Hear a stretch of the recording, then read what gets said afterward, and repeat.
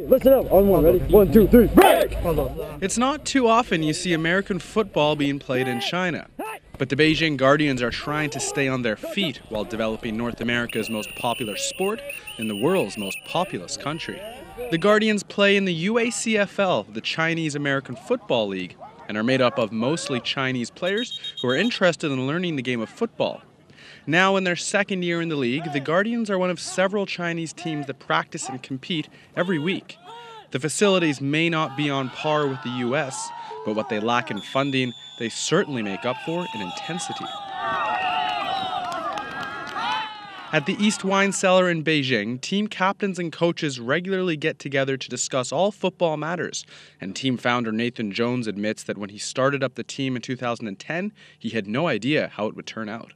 It was really funny, fit for a movie, though the way it all began. We had no idea if anyone would be interested, if we'd find any players, if we'd find anyone with any experience, you know. So for our first practice, we came early, we're standing around on the field, it's 8 degrees below zero, it's cold, just standing around, nobody's there, we have no idea what's going to happen. And guys started to trickle in.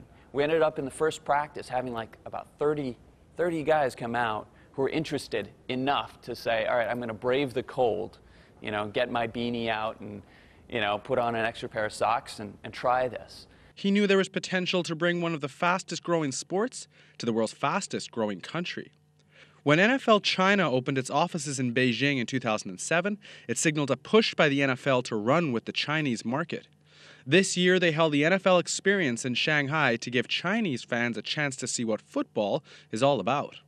Fans took part in several events and games to show off their own skills, and the Guardians were featured against their big city rivals, the Shanghai Nighthawks. The game attracted eager Chinese fans who were interested to see a live game played by two Chinese teams, and they weren't disappointed. But Nathan says there is still so much more potential for the sport of football in China. Maybe we've touched less than 1% of the excellent athletic talent that's out there. So that's a challenge. It means that there's a huge opportunity. There's a lot of talent out there to be pursued, to be discovered, but it also means that we're going to need to put in more work to reach that community. One member of that community is co-captain and center Daniel Lee, who before trying football spent a lot of time preparing for a new sport to play.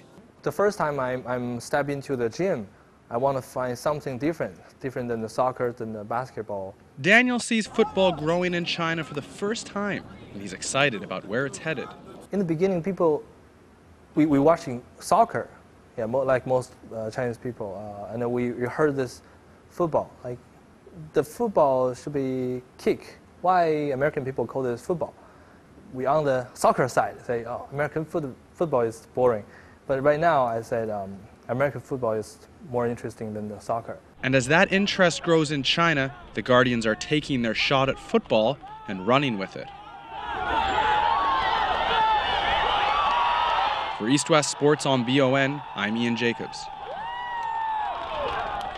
Ian now joins us in the studio. Ian, man, pretty cool footage at the end there. Was that you running a little QB? Definitely not. Guarantee you would not want to see me do that there. But the reason why the footage was so good was there was a helmet cam. One of the players actually had his own camera, so they have a lot of footage. It was really, really good stuff. So, we've seen the NFL trying to make their way into China, and on the professional level, obviously, but now you've given us a look at the local level. How did a lot of these guys get their start? Well, First of all, huge surprise. 90% of the players are actually Chinese on the team, and that was something that surprised me. I thought maybe be at least less than half Chinese guys on the team, because you don't hear that often Chinese football players. I mean, it's not a common thing.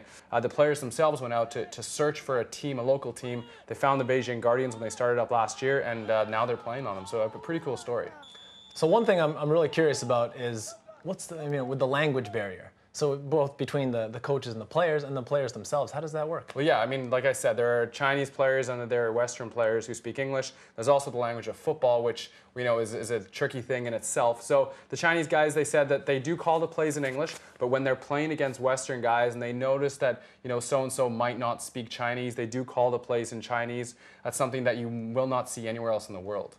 So it's great to see a lot of teams cropping up here in China, and we saw a little bit of the game footage. So what's your take on the actual skill level of these players? The skill level's good. I mean, there are some really athletic guys on the team. There are some really determined guys on the team that just want to know how to play football. A really good measuring stick is they're inviting, or they're looking for a Division II or Division III U.S. college team to come to Beijing and play them next year. It would be all expenses. They're really trying to bridge the gap between the U.S. and China in terms of football. So that would be a really good way for them to sort of see where they stand. The NFL had a chance to bring a game in 2007, but it got canceled, unfortunately. So at the moment, there's a bit of a power struggle between the college game and the NFL to see who can sort of jump in here and take the Chinese market. Well, either way, it's great to see football growing here in China. Next up, we get Dialed In.